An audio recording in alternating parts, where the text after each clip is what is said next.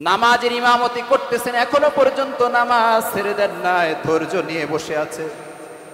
হযরতে ওমর সামনে আর তেলাওয়াত করতে পারতেছেন না, শরীর দুর্বল হয়ে পড়তেছে, শরীর থেকে অনবরত রক্ত ঝরতেছে। হযরতে ওমর তাকিয়ে দেখতেছে, তল পেটে যে জায়গার মধ্যে আঘাত করেছে জায়গা থেকে নাড়ি বুড়ি বের হয়ে পড়তেছে। হযরতে ওমর চিৎকার দিয়ে জমিনের মধ্যে শুয়ে পড়েছে। আবু লুলু আরো কয়েকটি আঘাত হযরতে ওমরের উপরে করেছে। সাহাবায়ে কেরাম নামাজে দাঁড়িয়ে আছেন, সাহাবায়ে কেরাম নামাজ বন্ধ করেন নাই। সময় অতিবাহিত হচ্ছে, সাহাবায়ে কেরাম প্রথমে বুঝতে পারেন নাই কি হতে চলেছে। হঠাৎ যেহেতু আক্রমণ, হযরতে ওমর জমিনে শুয়ে পড়ার পরে আবু লুলু বুঝে ফেলেছে এখন এই জায়গা থেকে পালাতে হবে, জায়গার মধ্যে আর থাকা যাবে না। আবু লুলু পলায়ন করার চেষ্টা করেছে। কাতারের মধ্যে যত মুসলমান ছিল মুসলমানদের উপরে আক্রমণ শুরু করেছে। ডানে বামে আঘাত করতে করতে আবু লুলু মসজিদে নববী থেকে পলায়ন করার চেষ্টা করতেছে। দেখা গেল যে মোটমাট 13 জন সাহাবীকে আবু লুলু আঘাত করেছে। আঘাতের কারণে একজন দুইজন নয়, 7 জন আল্লাহর নবীর সাহাবী জমিনের মধ্যে মুহূর্তের মধ্যে পড়ে গিয়ে শাহাদাত বরণ করেছে। 7 জন সাহাবী জমিনে লুটিয়ে পড়ে দুনিয়া থেকে বিদায় হয়ে চলে গেছেন।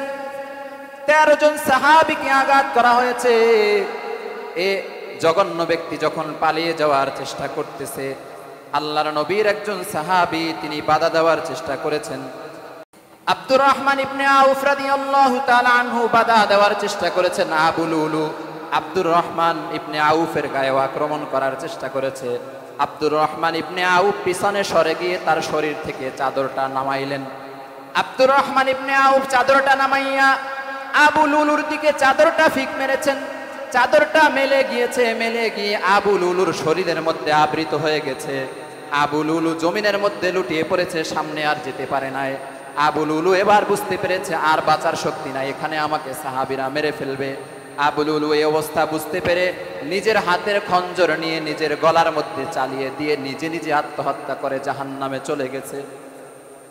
আব্দুর রহমান ইবনে আউফ ছোট ছোট সূরা দিয়ে ফজরের নামাজ শেষ করলেন। নামাজ শেষ করার পরে হযরতে ওমরের কাছে সবাই ছুটে গেলেন। হযরতে ওমরের ছেলে আব্দুল্লাহ বলতেছে, আমি যখন আব্বার নিকটে গেলাম তাকিয়ে দেখতেছি তল পেট থেকে রক্তের সাথে সাথে নাড়ি ভুঁড়িগুলো বেরিয়ে পড়েছে। আমি আব্বুর শরীরের রক্ত থামানোর জন্য তল পেটে হাত রাখলাম।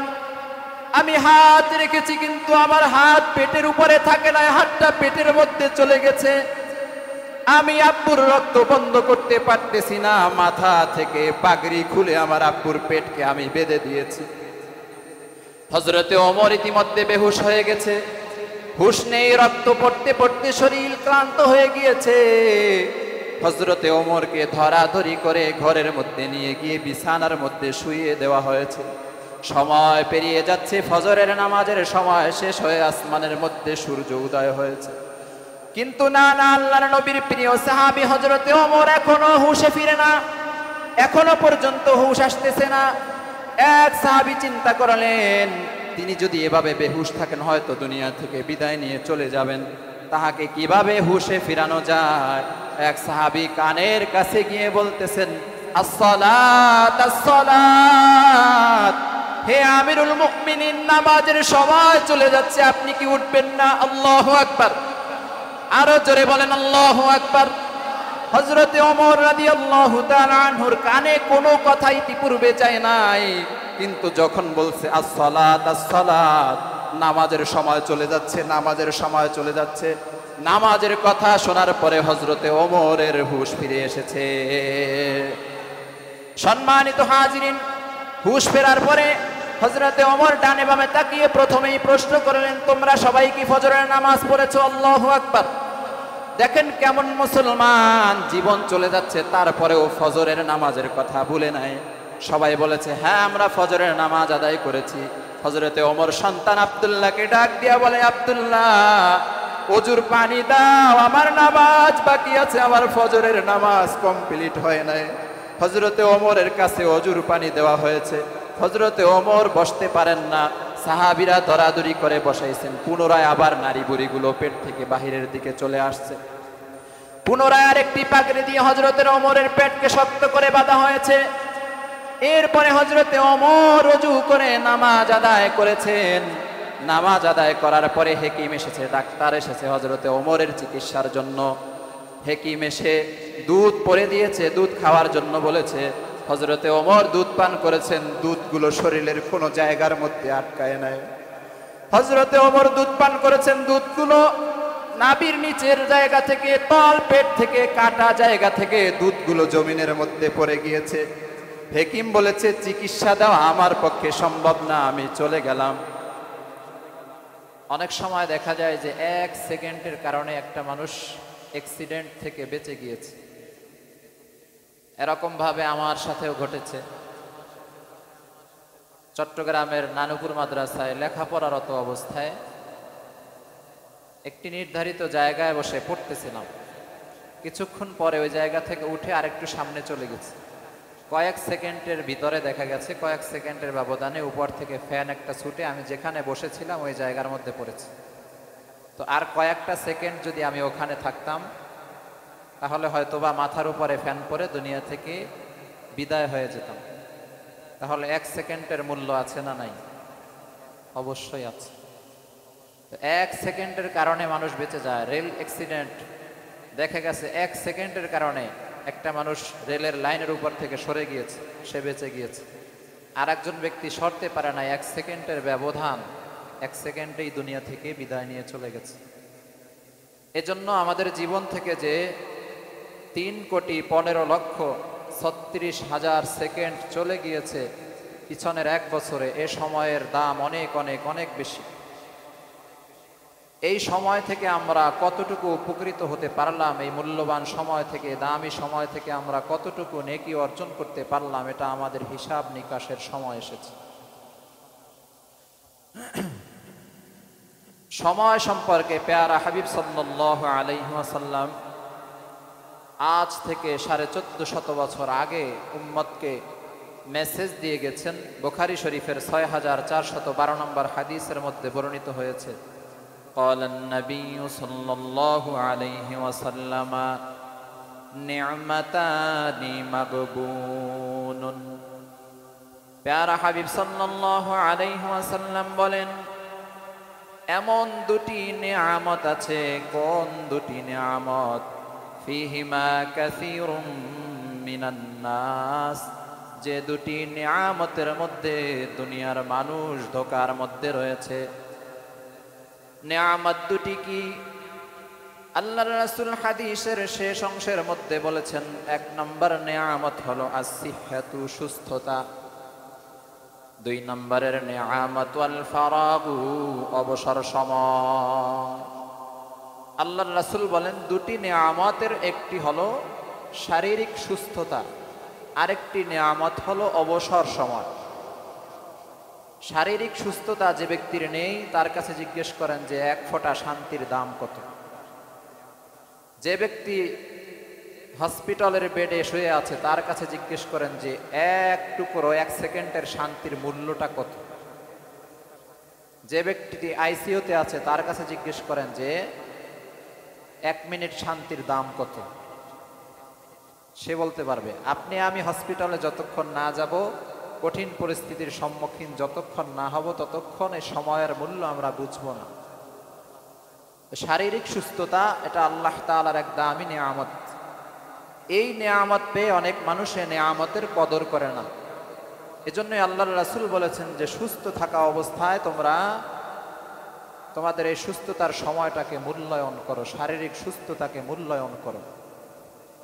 2 নম্বরে আল্লাহর রাসূল যে নিয়ামতের কথা বলেছেন সেটা হলো অবসর সময়। আমাদের তো ফ্রি টাইমের অভাব নেই, কিন্তু মুমিনের ফ্রি কোনো সময়ই নেই। দুনিয়ার মানুষ ফ্রি সময়কে মূল্যায়ন করে, টিভি দেখার মাধ্যমে ফ্রি সময়, অবসর সময় কাটিয়ে দেয়। কিশোর যুবক ভাইয়েরা খেলাধুলার মাধ্যমে অবসর সময়গুলো কাটিয়ে দেয়। অনেক মুরব্বী বাবারা গল্প গুজবের মাধ্যমে অবসর সময় কাটিয়ে দেয়। মা বোনেরা গল্পের আড্ডার মাধ্যমে অবসর সময় কাটিয়ে দেয়। কিন্তু মুমিনের জীবনের অবসর কোনো সময় নেই। মুমিন প্রতি সেকেন্ডে সেকেন্ডে নেকি অর্জন করবে।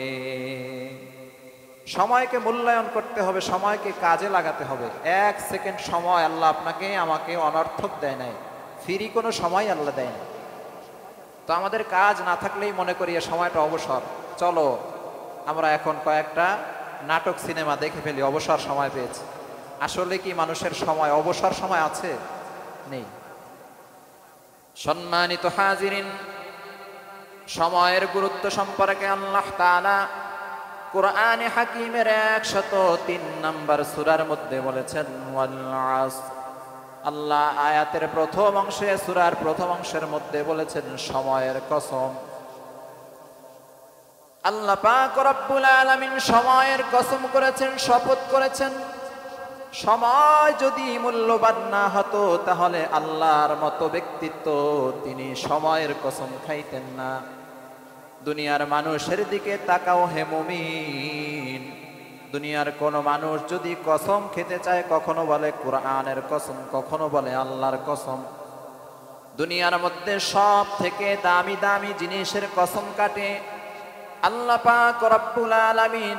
সব থেকে দামি মূল্যবান হওয়ার পরেও তিনি সময়ের কসম খেয়েছেন, সময়ের শপথ করেছেন। এর মানে সময়, এই সময়টা বেদামি নয়, এই সময় অমূল্য সম্পদ।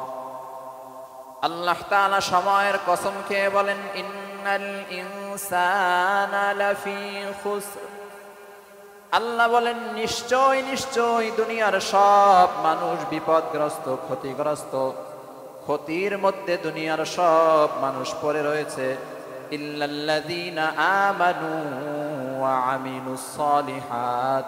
তবে ওই সমস্ত ব্যক্তিরা ক্ষতির মধ্যে নেই, ওই সমস্ত ব্যক্তিরা ক্ষতিগ্রস্ত নয় যারা ঈমান আনয়ন করেছে এবং নেক আমল করে। সুবহানাল্লাহ।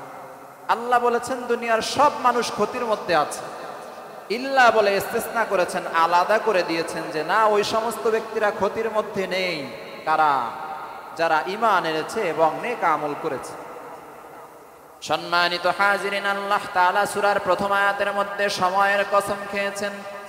তৃতীয় আয়াতের মধ্যে বলেছেন যারা ঈমান আনয়ন করেছে এবং নেক আমল করেছে, করতেছে, এরা সফল কাম, এরা ক্ষতিগ্রস্ত নয়।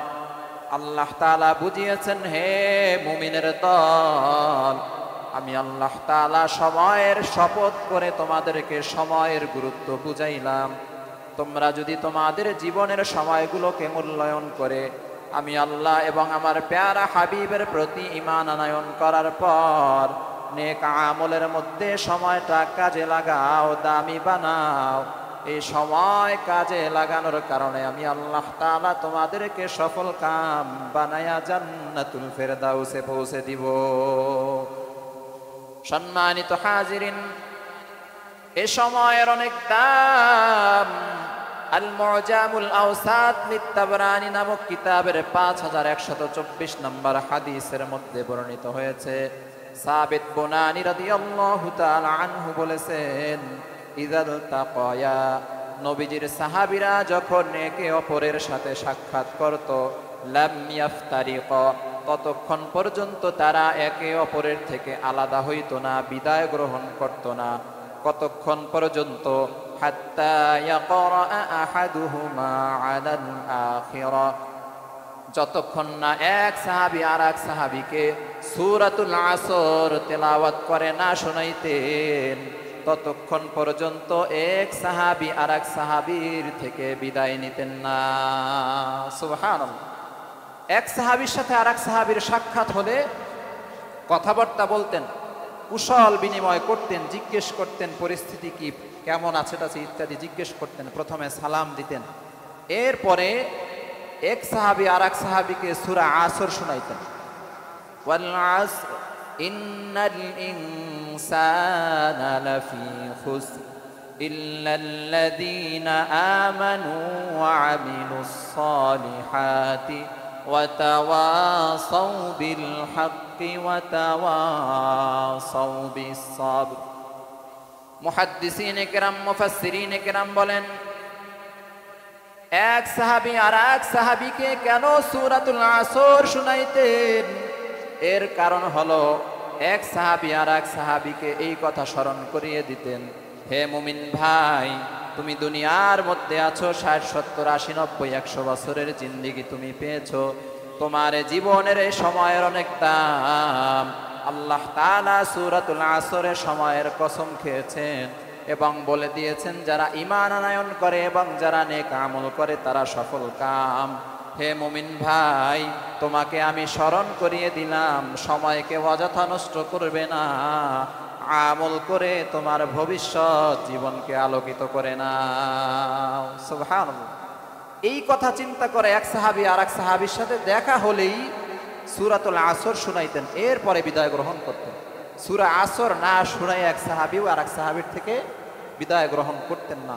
এটা একটা সুন্নত আমল, এই আমলটা আমরাও করার চেষ্টা করব ইনশাআল্লাহ। সম্মানিত হাজিরিন, 1 বছর আমাদের থেকে বিদায় নিয়ে চলে গিয়েছে। হিসাব নিকাশ করার সময় আমরা কতটুকু নেক আমল করেছি, আমরা ভবিষ্যৎ জীবনের জন্য কতটুকু নেক আমল ভালো কাজ পাঠিয়েছি, এ সম্পর্কে আমাদের চিন্তা করা উচিত।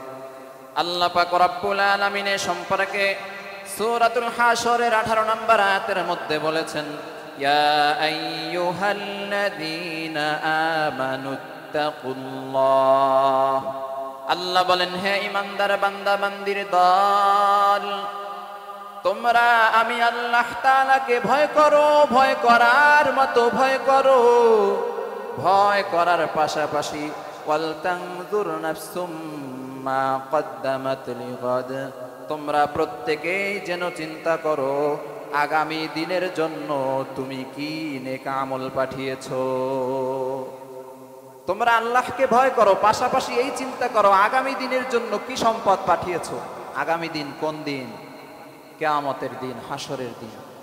কিয়ামতের দিনের জন্য আপনি আমি কি সামান পাঠাইছি, এই চিন্তা আল্লাহ তাআলা নিজে করতে বলেছে। প্রত্যেকের চিন্তা করার দরকার আছে না নাই? ঘুমাচ্ছেন আপনারা? জোরে বলেন, চিন্তা করার সময় এসেছে না আসে নাই? এজন্য চিন্তা করতে হবে, ভালো করে চিন্তা করে দেখতে হবে। প্রতিদিন আল্লাহ তাআলা আমাকে 24টি ঘন্টা দিয়েছেন, 24টি ঘন্টার মধ্যে আমি কতটুকু নেক আমল করেছি। কিয়ামতের দিন যখন কেউ কেউকে পরিচয় দিবে না, সন্তান বাবাকে পরিচয় দিবে না, বাবা সন্তানকে পরিচয় দিবে না, মা সন্তান দিগকে পরিচয় দিবে না, ভাই ভাইকে পরিচয় দিবে না, বোন বোনকে পরিচয় দিবে না, নেতা তার কর্মীকে পরিচয় দিবে না, দুনিয়ার কোনো মানুষকে পরিচয় দিবে না। সেই দিন পাশে থাকবে শুধুমাত্র নেক আমল। দুনিয়াতে বসে চিন্তা করা দরকার আমরা কতটুকু নেক আমল আখিরাতের জন্য, কিয়ামতের জন্য নির্ধারণ করেছি। আখিরাতের অ্যাকাউন্টে পাঠাচ্ছি কিনা এটা আমাদের চিন্তার বিষয়। চিন্তা করে দেখো না কবরে কি যাইবা না, যেই কবরে আল্লাহ সারা বন্ধু কেহ থাকবে না, যেই কবরে আল্লাহ সারা আপন কেহ রবে না। চিন্তা করে দেখো না কবরে কি যাইবা না, চিন্তা করে দেখো না কবরে কি যাইবা না। সম্মানিত মুসল্লিবৃন্দ, আমলের হিসাব করার জন্য প্যারা হাবিব সাল্লাল্লাহু আলাইহি ওয়াসাল্লাম আমাদেরকে নির্দেশ দিয়েছেন। আল্লাহর রাসূল বলেন, আল কাইসু মান দানা নাফসাহু ওয়া আমিলা লিমা বাদাল মাউত। পয়গম্বর বলেন, সেই ব্যক্তি দুনিয়ার মধ্যে বুদ্ধিমান। কোন ব্যক্তি বুদ্ধিমান? যে ব্যক্তি নিজের নফসকে খারাপ কাজ থেকে নিয়ন্ত্রণে রাখে। সামনে একটি জিনিস পেয়েছে, চুরি করার উদ্দেশ্যে জিনিসের উপরে হাত দেয় নাই। সামনে খারাপ জিনিস দেখেছে, বান্দা বান্দি চোখ খারাপ জিনিসের দিকে নেয় নাই। আল্লাহ তাআলা যে সমস্ত জিনিসগুলো দেখতে নিষেধ করেছেন সেই জিনিসের দিকে চোখ দেয় নাই। যে ব্যক্তি নফসের কথাকে গুরুত্ব না দিয়ে নফসকে নিয়ন্ত্রণ করেছে, আল্লাহর রাসূল বলেন দুনিয়ার মধ্যে ওই ব্যক্তি বুদ্ধিমান। সুবহানাল্লাহ। বুদ্ধিমান কারা? যারা নিজেকে নিয়ন্ত্রণ করে, নিজের নফসকে নিয়ন্ত্রণ করে। অনেক মানুষ বলে যে হুজুর মন চায় দিকে কইরা বলাইছে, মন চাইছে গুনাহ করতে, করে ফেলেছে। তাহলে তো আপনি নফসকে নিয়ন্ত্রণ করতে পারেন নাই, বুদ্ধিমানের লিস্টে আপনার নাম নেই। প্যারা হাবিব হাদিসের পরের অংশের মধ্যে বলেছেন, ওয়াল আজিজু, আর দুনিয়ার মধ্যে সব থেকে নির্বোধ এবং অক্ষম ওই ব্যক্তি। কোন ব্যক্তি? মান আতবা নাফসাহু হাওয়াহা, আল্লাহর রাসূল বলেন, যে তার নফসের দাবির অনুসরণ করে, অর্থাৎ মন যা চায় তাই করে।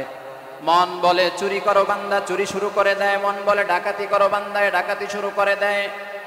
মন বলে জেনা করো, বান্দা বান্দি জেনার মধ্যে লিপ্ত হয়। মন বলে বেপরদায় চলো, বান্দা বান্দি বেপরদা হয়ে যায়। মনের তাবেদারি যারা করে, আল্লাহ পাক রব্বুল আলামিনের পয়গম্বর জানিয়ে দিয়েছেন ওই ব্যক্তি মূর্খ এবং ওই ব্যক্তি নির্বোধ এবং অক্ষম। এখানেই শেষ নয়, নির্বোধ ব্যক্তির আরেকটি কাজ আছে। আল্লাহর রাসূল বলেছেন, ওয়া তামান্না আলাল্লাহ, এ ব্যক্তি অধিক পরিমাণে আশা রাখে জান্নাতে যাওয়ার, অথচ কাজ করে জাহান্নামের। জাহান্নামের কাজ করে, নফসের গোলামি করার পরেও এ বান্দা জান্নাতের আশা করে। আল্লাহর রাসূল বলেন, এ যে আশা করতেছে, আশা অনর্থ, বৃথা। ভালো করে আমাদেরকে বুঝতে হবে, নফসের গোলামি করে জাহান্নামে যাওয়ার কর্মকাণ্ড করে এরপরে জান্নাতের আশা করা, এটা নির্বুদ্ধিতা, বোকামি, অক্ষমতা, মূর্খতা। এজন্য জান্নাতে যাওয়ার কাজ করলে তারপরে আমরা জান্নাতের আশা করতে পারবো। অযথা আমরা আশা করলে আল্লাহর রাসূল বলেছেন এই আশা বৃথা যাবে। কিয়ামতের ময়দানে আশার বিনিময়ে কোনো কাজ হবে না, কোনো উপকার আসবে না। সম্মানিত হাজিরিন, প্যারা হাবিব সাল্লাল্লাহু আলাইহি ওয়াসাল্লাম সফল হওয়ার জন্য দুনিয়ার মধ্যে আমাদেরকে কিছু কাজ করতে বলেছেন। আখিরাতে সফল হওয়ার জন্য দুনিয়ার মধ্যে কিছু কাজ রয়েছে।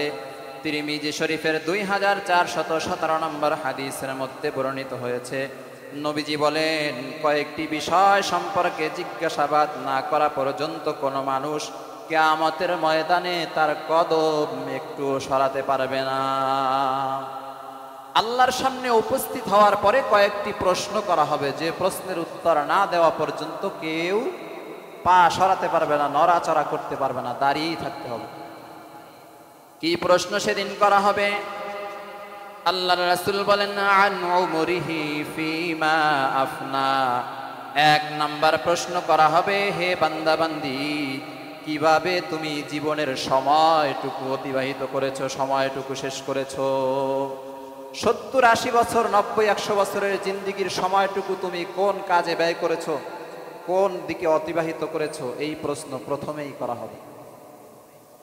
2 নম্বরের প্রশ্ন, ওয়ান ইলমিহি ফিমা ফাআলা, আল্লাহর রাসূল বলেন 2 নম্বরের প্রশ্ন হলো, দুনিয়াতে তুমি কতটুকু জ্ঞান অর্জন করেছো এবং সেই জ্ঞান অনুযায়ী তুমি কতটুকু আমল করেছো, কতটুকু ইলম জ্ঞান শিখেছো এবং সে অনুযায়ী কতটুকু তুমি আমল করেছো। এই 2 নম্বরের প্রশ্নের উত্তর না দেওয়া পর্যন্ত কোনো বান্দা বান্দি কিয়ামতের ময়দানে নড়াচড়া করতে পারবে না। 3 নম্বরের প্রশ্ন কি? ওয়ান মালিহি মিন আইনা ইকতাসাবাহু ওয়া ফীমা আনফাকাহু, আল্লাহর রাসূল বলেন 3 নম্বরের প্রশ্ন হবে, ধন সম্পদ কোন সিস্টেমে, কোন খাতে তুমি উপার্জন করেছো, এটা হালাল ছিল নাকি হারাম ছিল। পরবর্তী প্রশ্নের মধ্যে এটাও বলা হবে, ধন সম্পদ উপার্জন করেছো, ঠিক আছে, এই ধন সম্পদ আবার তুমি কোন পথে ব্যয় করেছো, হালাল পথে নাকি হারাম পথে। ধন সম্পদ জমা করা এবং ব্যয় করা উভয় প্রশ্নের উত্তর না দেওয়া পর্যন্ত ইমানদার মুমিন বান্দা বান্দি এক কদমও সরতে পারবে না।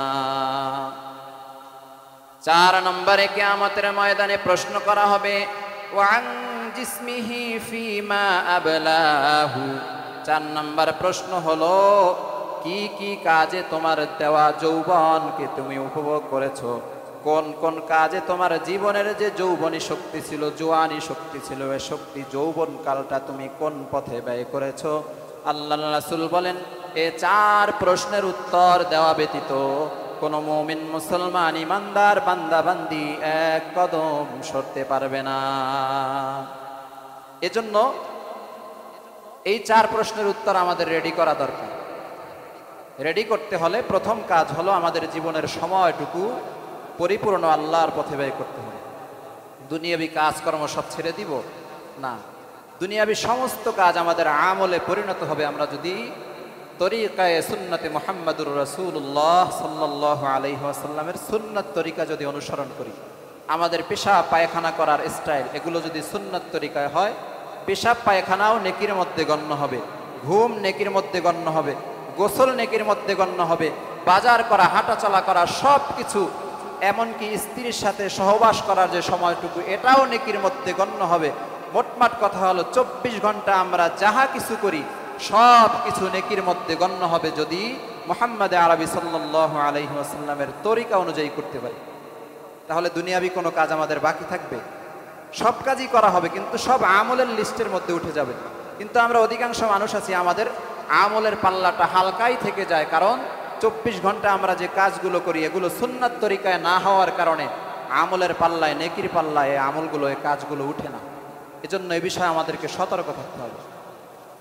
সম্মানিত হাজিরিন, আমরা যে আমল করি আমাদের আমল রেকর্ড করা হচ্ছে।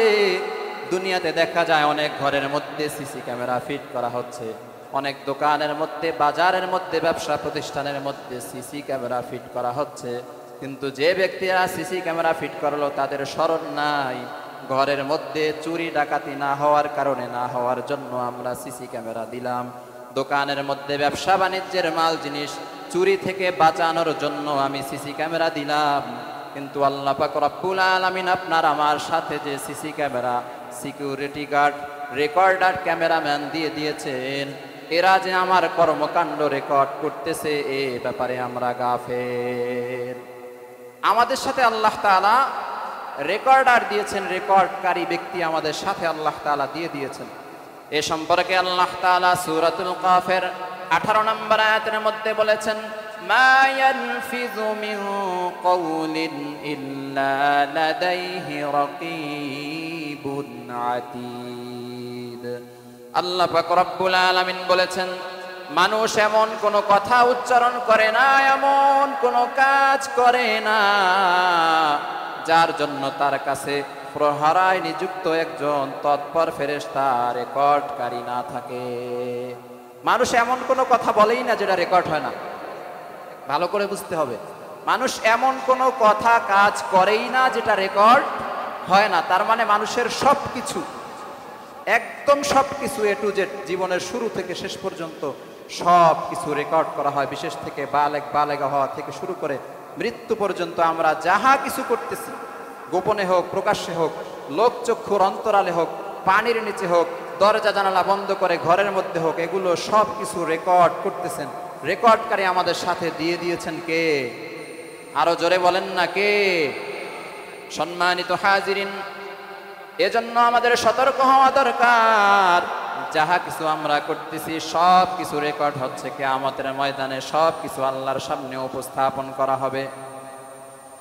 এ সম্পর্কে আল্লাহ পাক রব্বুল আলামিন সূরাতুল জিলজালের 7 এবং 8 নম্বর আয়াতের মধ্যে বলেছেন, ফামান ইয়ামাল মিসকালা যাররাতিন খায়রান ইয়ারাহ ওয়া মান ইয়ামাল মিসকালা যাররাতিন শাররান ইয়ারাহ। আল্লাহ তাআলা বলেন, যে ব্যক্তি দুনিয়ার বুকে অনুপরিমাণ, বিন্দু পরিমাণ, জাররা পরিমাণ ভালো আমল করে তাও রেকর্ডকারী ফেরেশতারা লিপিবদ্ধ করে রেখে দেয়। আর যে ব্যক্তি দুনিয়াতে জাররা পরিমাণে, বিন্দু পরিমাণে, একেবারে সামান্য পরিমাণে বদ আমল করে, রেকর্ডকারী ফেরেশতা ওগুলো আমল নামার মধ্যে উত্থাপন করে রেখে দেয়। আমরা ভালো কাজ করি আর খারাপ কাজ করি, একেবারে ছোট থেকে ছোট জাররা যেটাকে বলা হয়। জাররার উদাহরণ কিভাবে বুঝবেন? অনেক সময় দেখা যায় যে রোদের মধ্যে শীতের দিনে কিছু একটা যেন উঠতেছে, ধরাও যায় না, ছোঁয়াও যায় না, কেমন ধুলার মতো। রোদের একটা লাইট পড়লে লাইটের মধ্যে দেখা যায় উঠতেছে, ধরে নেন এটা জাররা। এই পরিমাণ গুনাহ অথবা ভালো কাজও যদি কোনো ব্যক্তি করে, আল্লাহ তাআলার ফেরেশতারা সেটাও রেকর্ড করে আমল নামার মধ্যে লিপিবদ্ধ করে দেয়। সম্মানিত হাজিরিন, প্রথমেই বলেছিলাম আমাদের কাছ থেকে 1446 সাল হিজরি সাল বিদায় নিয়ে চলে গেছে, নতুন বছর আমাদের সামনে আগমন করেছে। আজ 1447 হিজরি সনের প্রথম তারিখ, মুহররম মাসের 1 তারিখ। এই প্রথম মাস, প্রথম দিন, এই নতুন বছরে আমাদের করণীয় কি, এ সম্পর্কে হাদিসের ভাষ্য থেকে কয়েকটি কথা আপনাদের সামনে উপস্থাপন করব। নতুন বছরে আমাদের করণীয়র মধ্যে 1 নম্বরে কাজ হলো মুহাসাবা, অর্থাৎ নিজের সাথে নিজের আমল নামার হিসাব নিকাশ করা। নিজেকে নিজে বিভিন্ন কিছু বলা, কি কি বলবো। 1 নম্বর কথা হলো নিজের সাথে নিজে আমরা হিসাব নিকাশ করব। ফরজ, ওয়াজিব, সুন্নত, মুস্তাহাব যত নামাজ আছে, নামাজ কতটুকু আমি পড়েছি, কতটুকু আমি আদায় করেছি। পিছনের বছরের হিসাব করব। যদি বেশি একটা আমল নামায় ফরজ নামাজ, সুন্নত, ওয়াজিব, নফল নামাজ না থাকে, তাহলে নতুন করে প্রতিজ্ঞাবদ্ধ হব, আজ থেকে ফরজ, ওয়াজিব নামাজ, সুন্নত নামাজ কখনোই ছাড়ব না, ইনশাআল্লাহ। জোরে বলেন না ইনশাআল্লাহ। সম্মানিত হাজিরিন, নিজের সাথে নিজে আলাপচারিতা করব। 2 নম্বরের কাজ হলো নিজেকে নিজে বলবো, পিছনের 1 বছরে কতটুকু কোরআন তেলাওয়াত করেছি, নিজের কাছে নিজে জিজ্ঞেস করব। যদি দেখা যায় যে সামান্যতম কোরআন তেলাওয়াত করেছি অথবা করি নাই, নতুন করে আজ প্রতিজ্ঞাবদ্ধ হব, আজ থেকে বেশি বেশি কোরআনুল কারীমের তেলাওয়াত করব।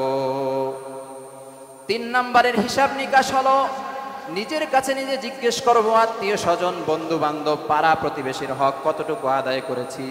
যদি না করে থাকি, আজ থেকে ওয়াদাবদ্ধ হব, পরিপূর্ণভাবে পরিবার, আত্মীয় স্বজন এবং পাড়া প্রতিবেশীর হক আদায় করব। 4 নম্বরে নিজের সাথে নিজের প্রতিজ্ঞা হবে, সারা পৃথিবীতে মুসলমানেরা নির্যাতিত, বঞ্চিত, পদদলিত, নিষ্পেষিত সারা দুনিয়ার মুসলমানদের জন্য আজ থেকে সময় করে প্রতিনিয়ত মুসলমানদের জন্য দোয়া করব। রাজি আছি না ইনশাআল্লাহ? সম্মানিত হাজিরিন, নিজের সাথে নিজে কথা বলার মধ্যে 5 নম্বরের কাজ হলো নিজেকে নিজে জিজ্ঞেস করব, কতটুকু পরিমাণ দান সদকা করেছি। আজ থেকে নতুন করে প্রতিজ্ঞাবদ্ধ হব, আজ থেকে বেশি বেশি দান সদকা করার চেষ্টা করব। প্রথম ধাপে হলো এই 5টি কাজ। 2 নম্বর ধাপ হলো বেশি বেশি তাওবা ইস্তেগফার করা, নতুন বছরে নিজেকে সুসজ্জিত করা, আল্লাহর কাছ থেকে ক্ষমা চেয়ে গুনাহমুক্ত জীবন যাপন করা। 3 নম্বরের কাজ হলো গুনাহ পরিপূর্ণভাবে ত্যাগ করার প্রতিজ্ঞা করা। 4 নম্বরের কাজ হলো কোরআন হাদিসের ইলম শেখার চেষ্টা করা এবং শিখবই এই প্রতিজ্ঞা করা।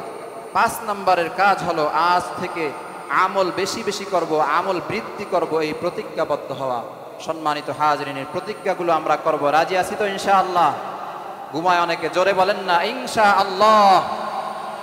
সম্মানিত হাজিরিন, আমাদের সামনে আজ থেকে চলমান 1447 হিজরি, এই হিজরি মাসের আজকে হিজরি বছরের প্রথম মাস হলো মুহররম মাস। আজকে মুহররম মাসের প্রথম দিন। আল্লাহ পাক রব্বুল আলামিন বছরের মধ্যে 12টি মাস দিয়েছেন। 12টি মাসের মধ্যে আল্লাহ তাআলা 4টি মাসকে আলাদা মর্যাদা দিয়ে সৃষ্টি করেছেন। সুবহানাল্লাহ। 12 মাস থেকে 4 মাস বেশি দামি। এখানে রমজান মাসকে টানা হয়নি, রমজান ব্যতীতই বাকি 4টি মাস অনেক অনেক দামি। এ সম্পর্কে আল্লাহ পাক রব্বুল আলামিন সূরাতুত তাওবার 36 নম্বর আয়াতের মধ্যে বলেছেন, ইন্না ইদ্দাতাশ শুহুরি ইনদাল্লাহি 10 শাহরান ফি কিতাবিল্লাহি ইয়াওমা খালাকাস সামাওয়াতি ওয়াল আরদা মিনহা আরবাআতুন হুরুম। আল্লাহ তাআলা বলেন, আমি আল্লাহ যেদিন আসমান এবং জমিন সৃষ্টি করেছি, সেদিন থেকেই মাস সমূহের গণনা আমি আল্লাহ তাআলার বিধানে, আমি আল্লাহ তাআলার কিতাবে মাস সংখ্যা হলো 12টি। আরবাআতুন হুরুম, এই 12 মাসের মধ্যে 4 মাসকে আমি আল্লাহ তাআলা বেশি দামি বানিয়ে সৃষ্টি করেছি। সুবহানাল্লাহ। এই মাসগুলো কোন কোন মাস, এ সম্পর্কে বুখারী শরীফের 4662 নম্বর হাদিসের মধ্যে এসেছে যে 4টি মাস যে দামি, এর মধ্যে 1 নম্বর হলো জিলকদ মাস, জিলহজ মাস। 2টি মাস গেল, আমাদের পিছনে 2টি মাস চলে গেল, জিলকদ এবং জিলহজ। চলমান মাস মুহররম মাস। 4 নম্বর মাস হলো রজব মাস।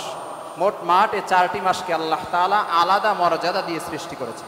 মুহররম মাসের আগমনের জন্য মুহররম মাসকে আমরা বেশি বেশি মূল্যায়ন করব, কদর করব, আমল বাড়িয়ে দিব। এলো মুহররম, এলো মুহররম, এলো মুহররম, এলো মুহররম। নতুন বছরে রবের তরফ থেকে এলো রহমতি পয়গাম, এলো মুহররম, এলো মুহররম। সবাই বলেন এলো মুহররম, এলো মুহররম। জীবনে যত রয়েছে পাপ করবেন গফুর সবটুকু মাফ, তওবার দরজা খোলা সদা, জানায় মোদের রবের সালাম। এলো মুহররম, এলো মুহররম, এলো মুহররম, এলো মুহররম। সম্মানিত হাজিরিন, আজকে মুহররম মাসের প্রথম দিন। এ মাসটি অনেক দামি, অনেক মর্যাদাপূর্ণ। আগামী সপ্তাহে আমরা বিস্তারিত আলোচনা শুনব। এ মুহররম মাসের প্রথম তারিখে জগৎ বিখ্যাত পয়গম্বরের সাহাবী, ইসলামের ইতিহাসে অর্ধ পৃথিবী শাসন করেছিলেন হযরতে ওমর ফারুক রাদিয়াল্লাহু তাআলা আনহু। হযরতে ওমর রাদিয়াল্লাহু তাআলা আনহু মুহররম মাসের 1 তারিখে শাহাদাত বরণ করে দুনিয়া থেকে বিদায় নিয়ে চলে গেছে। আজকে সেই দিন, যেই দিন হযরতে ওমর রাদিয়াল্লাহু তাআলা আনহু দুনিয়া থেকে বিদায় নিয়েছেন। স্বাভাবিক মৃত্যু ছিল না, শাহাদাত বরণ করেছেন। সম্মানিত হাজিরিন, মুসলিম জাহানের দ্বিতীয় খলিফা হযরতে ওমর রাদিয়াল্লাহু তাআলা আনহু কয়েকজন সাথী নিয়ে মদিনার পথে হাঁটতেছেন। হাঁটতে হাঁটতে হঠাৎ সামনে একটি দোকান দেখতে পেয়েছেন। দোকানের মধ্যে প্রবেশ করেছেন। দোকানদার ছিল একটি অগ্নি পূজকের দোকান। অগ্নি উপাসক যে ব্যক্তি অগ্নি পূজা করত, ব্যক্তির নাম হলো আবু লুলু। নাম কি? আবু লুলু ব্যক্তির নাম। এ ব্যক্তি অগ্নি পূজা করত, অগ্নি উপাসক। তার দোকানে প্রবেশ করার পরে হযরতে ওমর জিজ্ঞেস করতেছে, হে আবু লুলু, তোমার পেশা কি? তুমি কি কাজ করো? আবু লুলু বলে, আমি লৌহকার। আমি লোহা দিয়ে বিভিন্ন জিনিস বানাই, অস্ত্র বানাই, ছুরি বানাই, চাকু বানাই, জাতা বানাই, অনেক কিছু বানাই। ওমর রাদিয়াল্লাহু তাআলা আনহু বললেন, আমি শুনেছি তুমি নাকি বলেছো তুমি এমন এক পেষণ যন্ত্র তৈরি করতে সক্ষম যা বাতাসের সাহায্যে চলবে। আবু লুলা এই প্রশ্নের উত্তর না দিয়ে আবু লুলা বলতেছে, আমি আপনার জন্য এমন কিছু করব যা সারা দুনিয়ার মানুষ জানবে। প্রশ্ন করেছে একটা, উত্তর দিয়েছে আরেকটা। এই কুলাঙ্গারের হৃদয়ের মধ্যে এই কথা ছিল যে আমি এমন এক কাজ করব সারা পৃথিবীর মানুষ জানবে, মানে হে ওমর, আমি আপনাকে হত্যা করব, এটা সারা দুনিয়ার মানুষ এক সময় জানবে। প্রশ্ন একটা করেছে, উত্তর আরেকটা দিয়েছে। হযরতে ওমর রাদিয়াল্লাহু তাআলা আনহু সাদা দিলে ভেবেছেন, তিনি এই বিষয়টা চিন্তা করেন। দোকান থেকে বিদায় নিয়ে হযরতে ওমর রওনা দিলেন। কিছুদিন অতিবাহিত হওয়ার পর এই আবু লুলু অগ্নিপূজক জঘন্য ব্যক্তি, সে একটি খঞ্জর তৈরি করেছে। খঞ্জরের মাঝখানে হাতল দিয়েছে, এদিকেও ধারালো এদিকেও ধারালো, এমন একটি খঞ্জর তৈরি করেছে। খঞ্জর তৈরি করে অনেক দিন পর্যন্ত খঞ্জরের মধ্যে ধার দিতেই ছিল, যতটুকু পরিমাণ সর্বোচ্চ ধার দেওয়া যায় ততটুকু ধার দিয়েছে। ধার দেওয়ার পরে বিষ নিয়ে এসেছে, মারাত্মক বিষাক্ত জিনিস নিয়ে এসেছে। সেই বিষের মধ্যে 1 মাস পর্যন্ত এই খঞ্জরটাকে ভিজিয়ে রেখেছে। 1 মাস ভিজিয়ে রাখার পরে এই খঞ্জরটাকে বিষের মধ্য থেকে তুলেছে। এই ব্যক্তির আবু লুলুর উদ্দেশ্য হলো এই খঞ্জর দিয়ে যে ব্যক্তিকেই আঘাত করা হবে, আঘাতের সাথে সাথে শরীরের যেই জায়গার মধ্যে ক্ষত হবে ওই জায়গার মধ্যে বিষক্রিয়া ঢুকে যাবে। বিষক্রিয়া ঢুকে গেলে সামান্য আঘাতও যদি লাগে, বিষের প্রভাবে মানুষটা দুনিয়া থেকে বিদায় নিয়ে চলে যাবে। আবু লুলু ভয়ঙ্কর সিদ্ধান্ত নিয়েছে, ভয়ঙ্কর চক্রান্ত করেছে। হযরতে ওমর রাদিয়াল্লাহু তাআলা আনহুকে হত্যার পায়তারা করেছে। আবু লুলু একদিন হঠাৎ করে গভীর রাতে মসজিদে নববীর মধ্যে ঢুকে পড়েছে। সাহাবায়ে কেরাম কিছু সাহাবীরা সুফার মধ্যে মসজিদে নববীর মধ্যে ঘুমন্ত ছিল। হযরতে ওমর রাদিয়াল্লাহু তাআলা আনহু তিনি বাসায় ছিলেন, অর্ধ জাহানের খলিফা, বাদশাহ এবং ইমাম সাহেব। হযরতে ওমর মসজিদে নববীর ইমাম। এই আবু লুলু ব্যক্তি মসজিদে নববীর মধ্যে প্রবেশ করে তখন মসজিদে নববীর মধ্যে তেমন আলোর ব্যবস্থা ছিল না, দুটি একটি বাতির ব্যবস্থা ছিল, সঠিকভাবে সব কিছু দেখা যায় না। আবু লুলু মসজিদের মধ্যে প্রবেশ করে মেহরাবের মধ্যে জায়গা নিয়েছে, মেহরাবের মধ্যে লুকিয়ে পড়েছে। অনেক বড় মেহরাব ছিল মসজিদে নববীতে, এই মেহরাবের মধ্যে লুকিয়ে পড়েছে। সাহাবায়ে কেরাম কেউ আবু লুলুকে দেখতে পায় নাই। সময় অতিবাহিত হতে হতে 3টা 4টা 5টা অর্থাৎ ফজরের নামাজের সময় হয়ে গেছে। হযরতে ওমর রাদিয়াল্লাহু তাআলা আনহু মসজিদে নববীর মধ্যে এসে দেখতেছে অনেক সাহাবীরা ঘুমন্ত আছে। আল্লাহর নবীর সাহাবী হযরতে ওমর সাহাবায়ে কেরামদেরকে আওয়াজ দিয়ে বললেন, আসসালাত আসসালাত, নামাজের সময় হয়েছে, মুমিনেরা উঠে যাও, নামাজের জন্য তৈরি হয়ে যাও। হযরতে ওমরের কণ্ঠ শুনে সাহাবায়ে কেরাম ঘুম থেকে জাগ্রত হয়ে হুজু করে মসজিদে নববীতে আসলেন। আল্লাহর নবীর সাহাবী হযরতে ওমরের ইমামতি শুরু হয়ে গেল, নামাজ শুরু হয়ে গেল, ফজরের নামাজ শুরু হয়ে গেছে। হযরতে ওমর নামাজ পড়াচ্ছেন, প্রথম রাকাত কমপ্লিট হয়ে গেছে, দ্বিতীয় রাকাত শুরু করে দিয়েছেন। হযরতে ওমর দ্বিতীয় রাকাতে সূরা ফাতিহা শুরু করে যখন বলেছেন ইয়্যাকা না'বুদু ওয়া ইয়্যাকা নাস্তাঈন, যখন এই আয়াত তেলাওয়াত করতেছেন, মেহরাবের মধ্য থেকে আবু লুলু নামক জঘন্য ব্যক্তি কুলাঙ্গার, সে খঞ্জরটা হাতের মধ্যে নিয়ে হযরতে ওমর রাদিয়াল্লাহু তাআলা আনহুর পেটের মধ্যে আক্রমণ চালাইছে। একটা আক্রমণ করে নাই, একবার আঘাত করে থেমে যায় নাই। আবু লুলু ব্যক্তি হযরতে ওমরের বুকের মধ্যে আঘাত করেছে, ধারালো খঞ্জর দিয়ে ক্ষত বিক্ষত করে ফেলেছে শরীরটাকে। হযরতে ওমরের তল পেটে নাভির নিচের এই পেটের মধ্যে জোরে আঘাত করে জায়গাটাকে একেবারে ফেরে ফেলেছে। হযরতে ওমরের শরীর থেকে রক্ত ঝরতেছে, নামাজের ইমামতি করতেছেন, এখনো পর্যন্ত নামাজ ছেড়ে দেন নাই, ধৈর্য নিয়ে বসে আছে। হযরতে ওমর সামনে আর তেলাওয়াত করতে পারতেছেন না, শরীর দুর্বল হয়ে পড়তেছে, শরীর থেকে অনবরত রক্ত ঝরতেছে। হযরতে ওমর তাকিয়ে দেখতেছে তল পেটে যে জায়গার মধ্যে আঘাত করেছে এই জায়গা থেকে নাড়ি বুড়ি বের হয়ে পড়তেছে। হযরতে ওমর চিৎকার দিয়ে জমিনের মধ্যে শুয়ে পড়েছে। আবু লুলু আরো কয়েকটি আঘাত হযরতে ওমরের উপরে করেছে। সাহাবায়ে কেরাম নামাজে দাঁড়িয়ে আছেন, সাহাবায়ে কেরাম নামাজ বন্ধ করেন নাই। সময় অতিবাহিত হচ্ছে, সাহাবায়ে কেরাম প্রথমে বুঝতে পারেন নাই কি হতে চলেছে। হঠাৎ যেহেতু আক্রমণ, হযরতে ওমর জমিনে শুয়ে পড়ার পরে আবু লুলু বুঝে ফেলেছে এখন এই জায়গা থেকে পালাতে হবে, এই জায়গার মধ্যে আর থাকা যাবে না। আবু লুলু পলায়ন করার চেষ্টা করেছে। কাতারের মধ্যে যত মুসলমান ছিল মুসলমানদের উপরে আক্রমণ শুরু করেছে। ডানে বামে আঘাত করতে করতে আবু লুলু মসজিদে নববী থেকে পলায়ন করার চেষ্টা করতেছে। দেখা গেল যে মোটমাট 13 জন সাহাবীকে আবু লুলু আঘাত করেছে। আঘাতের কারণে 1 জন 2 জন নয়, 7 জন আল্লাহর নবীর সাহাবী জমিনের মধ্যে মুহূর্তের মধ্যে পড়ে গিয়ে শাহাদাত বরণ করেছে।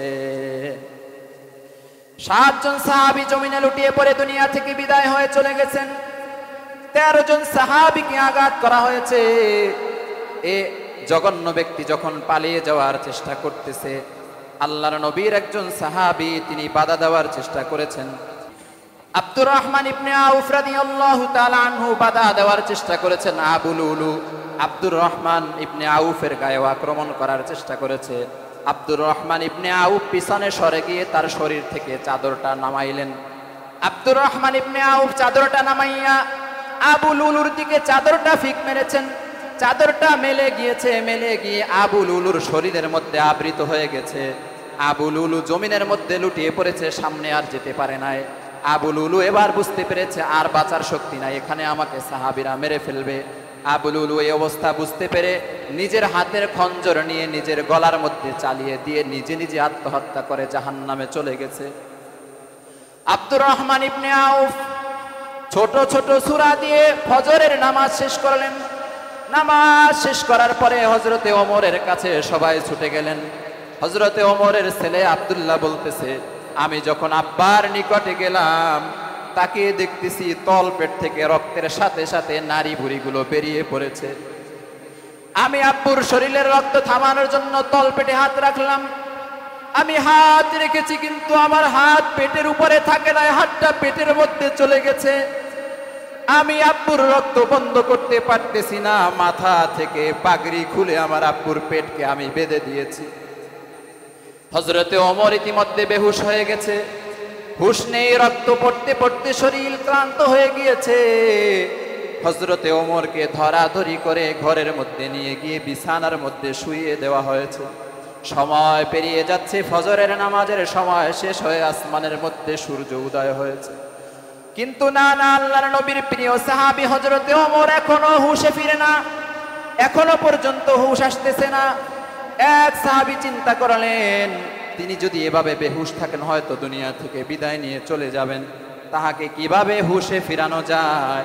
এক সাহাবী কানের কাছে গিয়ে বলতেছেন, আসসালাত আসসালাত, হে আমিরুল মুমিনিন, নামাজের সময় চলে যাচ্ছে, আপনি কি উঠবেন না? আল্লাহু আকবার, আরো জোরে বলেন আল্লাহু আকবার।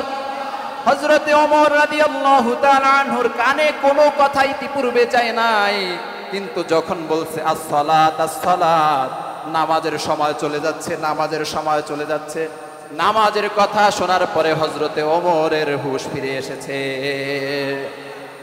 সম্মানিত হাজিরিন, হুঁশ ফেরার পরে হযরতে ওমর ডানে বামে তাকিয়ে প্রথমেই প্রশ্ন করলেন, তোমরা সবাই কি ফজরের নামাজ পড়েছো? আল্লাহু আকবার। দেখেন কেমন মুসলমান, জীবন চলে যাচ্ছে তারপরেও ফজরের নামাজের কথা ভুলে নাই। সবাই বলেছে, হ্যাঁ আমরা ফজরের নামাজ আদায় করেছি। হযরতে ওমর সন্তান আব্দুল্লাহকে ডাক দিয়া বলে, আব্দুল্লাহ, ওযুর পানি দাও, আমার নামাজ বাকি আছে, আমার ফজরের নামাজ কমপ্লিট হয় নাই। হযরতে ওমরের কাছে ওযুর পানি দেওয়া হয়েছে। হযরতে ওমর বসতে পারেন না, সাহাবীরা দরাদরি করে বসাইছেন। পুনরায় আবার নারী বুড়িগুলো পেট থেকে বাহিরের দিকে চলে আসছে। পুনরায় আরেকটি পাগড়ি দিয়ে হযরতে ওমরের পেটকে শক্ত করে বাঁধা হয়েছে। এরপরে হযরতে ওমর ওযু করে নামাজ আদায় করেছেন। নামাজ আদায় করার পরে হেকিম এসেছে, ডাক্তার এসেছে হযরতে ওমরের চিকিৎসার জন্য। হেকিম এসে দুধ পরে দিয়েছে, দুধ খাওয়ার জন্য বলেছে। হযরতে ওমর দুধ পান করেছেন, দুধগুলো শরীরের কোনো জায়গার মধ্যে আটকায় নাই। হযরতে ওমর দুধ পান করেছেন, দুধগুলো নাভির নিচের জায়গা থেকে, তল পেট থেকে, কাটা জায়গা থেকে দুধগুলো জমিনের মধ্যে পড়ে গিয়েছে। হেকিম বলেছে, চিকিৎসা দেওয়া আমার পক্ষে সম্ভব না, আমি চলে গেলাম। হেকিম চলে গেল। হযরতে ওমর রাদিয়াল্লাহু তাআলা আনহু ওই অবস্থায় দিন পার করতেছেন, বসে বসে নামাজ আদায় করতেছেন। এদিকে পেট থেকে রক্ত পড়তে পড়তে হযরতে ওমর দিন দিন একেবারেই অসুস্থ হয়ে পড়েছেন, দুর্বল হয়ে পড়েছেন।